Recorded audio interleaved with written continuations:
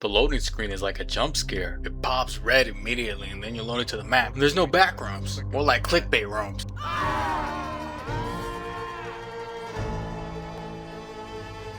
Nah, I'm just kidding. You drop into the backrooms, facing through the floor, I guess. And here I thought the movie was original. The movie copied this. Think about that. And now, they're the ones copywriting shit.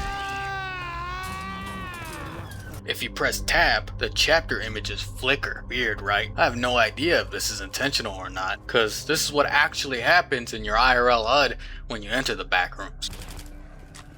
What the fuck, I just saw something fly. Then you find a key which opens a yellow door. This leads to one of the trippiest hallways I've seen in a while, with lamps that block your way. My friend randomly jumps off the map and lies to me. Alright, I guess you're just not easily impressed anymore.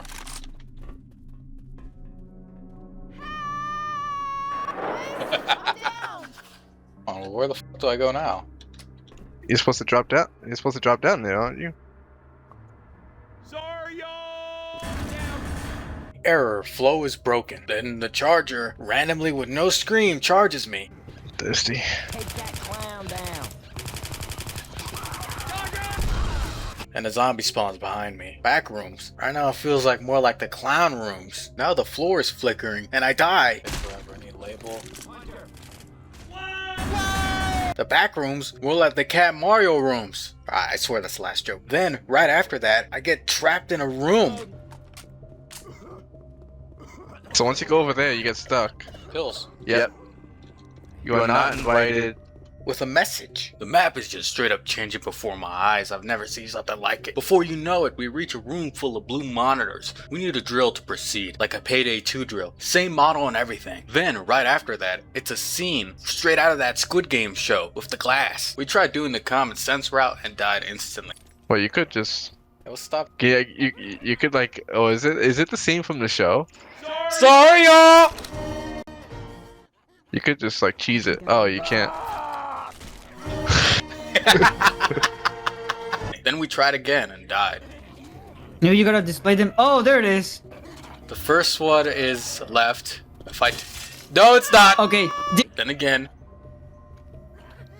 Well, I'm starting to think that the Backrooms movie was on easy mode compared to this, because there's no way Clark just so happened to survive all the stuff we're running into. If you manage to survive this whole Backrooms friggin' Squid movie combination, you get a shortcut to the safe house, and which would lead to a different area of the pool rooms. Since if you look in the chapter selective, there are 2 pool room selections. There are walls you can walk through. There are even no gravity rooms. There's an even outside area. You go around these areas to get gas cans to proceed further into the map. But if you take the computer path route, you won't need these gas cans. It all depends on the path you take. If you take the gas can route, you end up in this cake room. Each cake does a different thing. Most of them spawn special infected around the top of your head.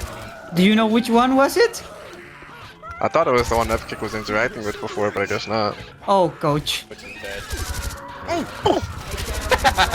Eventually, one leads to the safe house. There's a lot more to this chapter than what I'm speaking about. There's ball pits, a tank troll, the freaking little square holes that you see inside of a room. It's pretty well thought out and very interesting. It makes the map feel endless, just like the real Backrooms.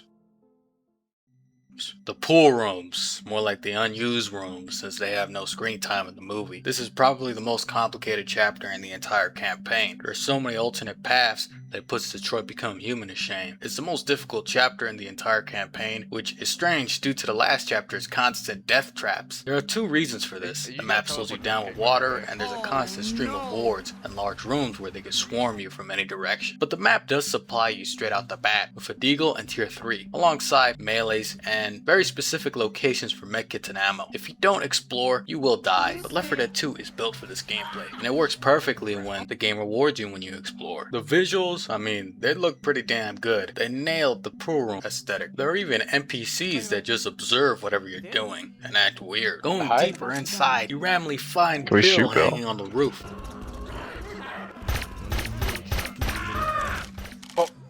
even triggers a horde. I guess this is where he ended up after getting wrecked by those 3 tanks on the sacrifice. After this, you run into separate paths, left or right, and both of them are completely different. One leads straight to the safe house, and the other one leads to this Half-Life mod with a mermaid. All of this is basically a giant old detour to the safe house. Virgil's chair suddenly appears with some parkour.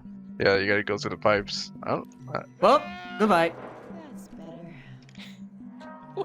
Before even this, there's a completely different path you could take that's even a longer detour. There's even a hidden parkour section to this map that I'm not even sure how you're supposed to get to it. It's completely different from the main path, but it does lead to the same place. Chapter 3 begins in Samantha's room. Look, this is me. Teddy bears, monkeys, Oh. all from the box, just laying around. My bad. I guess. Another medkit here if you want to just heal. There's a shadow figure that constantly appears and disappears, and an extra Easter egg with a path that leads to a QR code. If you want to scan it, I mean, it's here. Though I bet it's just a link to that grifter video, and I'm not talking about the Gen Z term. I'm talking about the creepypasta. Finding a key card leads to a room where Slender Man's brother teleports you into a chase sequence. More specifically, level explanation point. Basically, in the Backrooms, it's a level where if you haven't been doing your cardio, you're just screwed. If you haven't seen footage of it on YouTube, you should. It's pretty insane. I'm not sure if this is intentional, both in the Backrooms and in this map, but the smiley face that chases you in this sequence looks like SCP-087 Bravo. Going here? There's an arrow pointing in here.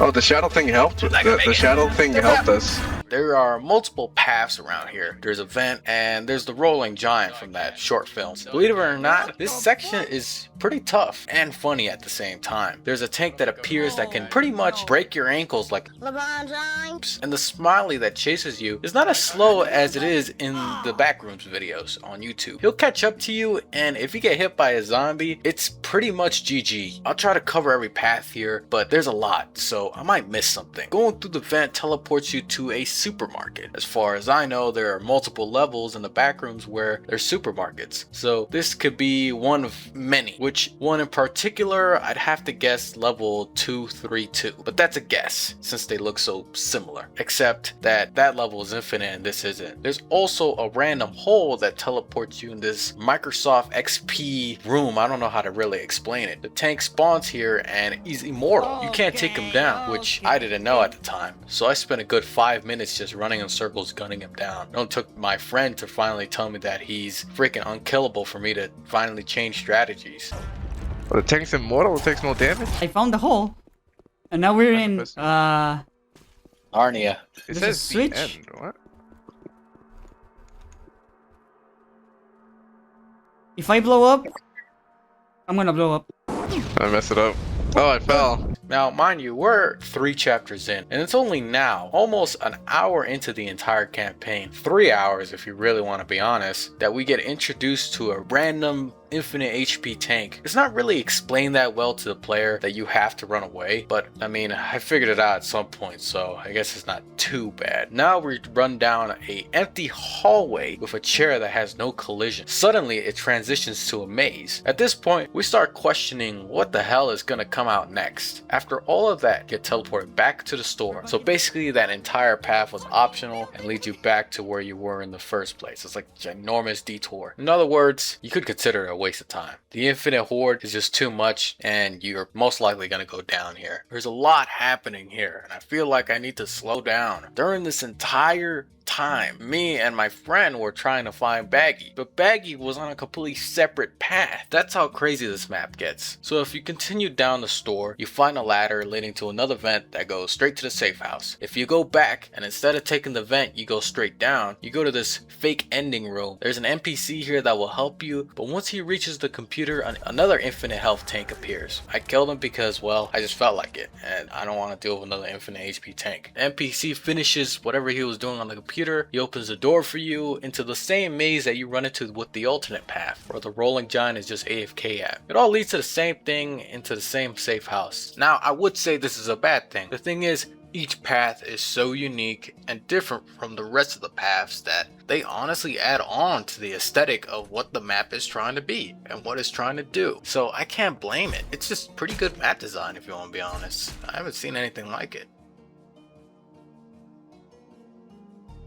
You begin in what I could describe as a kid's play place. You know, the ones at McDonald's. Already there's two different paths. Both eventually lead to the same arcade room. I think you're starting to see a pattern here. The main difference between the two is one has weird eyes staring at you and the other one has a monster that team wipes you. Both eventually lead to the same arcade room. While you're getting through all this, the objective randomly switches to playing Polybius. That's right, I bet you haven't heard of that name since AVGN. Shortly after that, the chapter ends. Yeah, it's really not that long compared to the other chapters. And there's not much to really talk about. I love the look of this chapter. It may be short, but that's not a bad thing. Not every chapter of a campaign needs to be enormous and in depth. It just needs to be good, and this chapter is good. The final chapter is in dead center. A strange choice. As you go deeper, it goes back to that original Backrooms level aesthetic that you started in. It's a holdout with the monster that's been appearing randomly throughout the entire campaign. And he's ore farming in this. He disappears once you enter the room. Halfway through the finale, you have to restart the power. This teleports you into a chase sequence with another infinite HP tank. It's probably the best chase sequence I've ever played, since it's just juking the tank. You return to the original room, you finish the holdout, and the map ends with the gate closing down.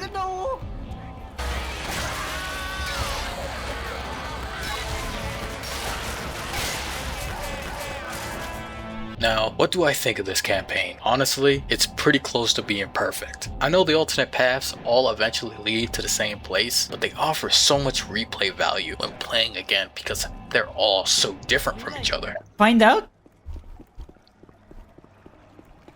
Like,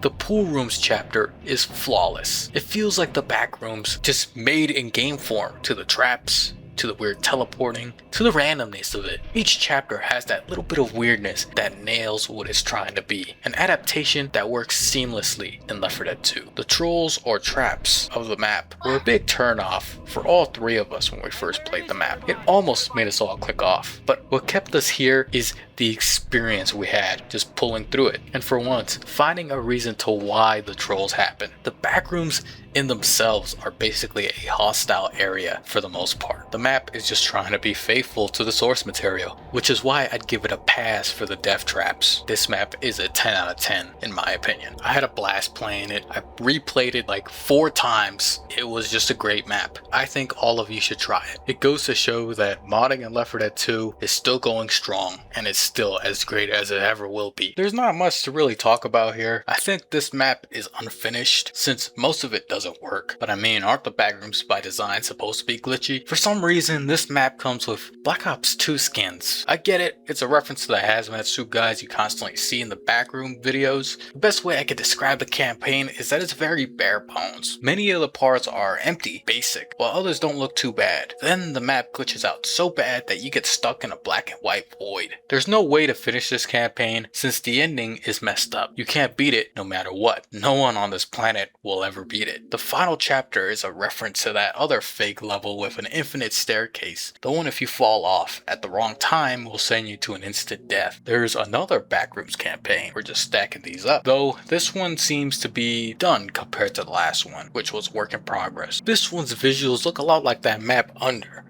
And while it doesn't have the strange paths the first map, kind of follows the same levels as the first Backrooms map we played. This map goal seems to be mostly oriented around vanilla gameplay. No random traps or tank trolls, or even puzzles. And throughout the entire campaign, it stays true to this. It uses levels from the Backrooms, but keeps the original Left 4 Dead 2 gameplay for the most part, except for the couple of weird parts of the campaign. The weird parts are its balancing. Balancing of this map is kind of weird. Look at the footage. There are hordes upon hordes of zombies. I ran out of ammo so many times in this campaign just due to the sheer amount of endless hordes or swarms of hordes. It was like each room had a different horde in itself. The simplest fix of this is just add more ammo piles. That's all it needs is some more ammo piles and it'll be fine. On top of that, the witch spam is crazy. I was taking down witches like if I was Saltspire. The ending of the map is that infinite staircase again, except this time it works and actually ends the campaign. There are a couple more maps about the Backrooms in Left 4 Dead 2. Some of them are survival, but all of them kind of play out the same. What can I say? Backrooms and Source Engine just seem to coexist before the concept was even made. Liminal spaces are all over Gmod, Half-Life 2, and even TF2. All those horror videos with the empty servers only reinforce this clownliness. And guess what? Coach exists nonetheless.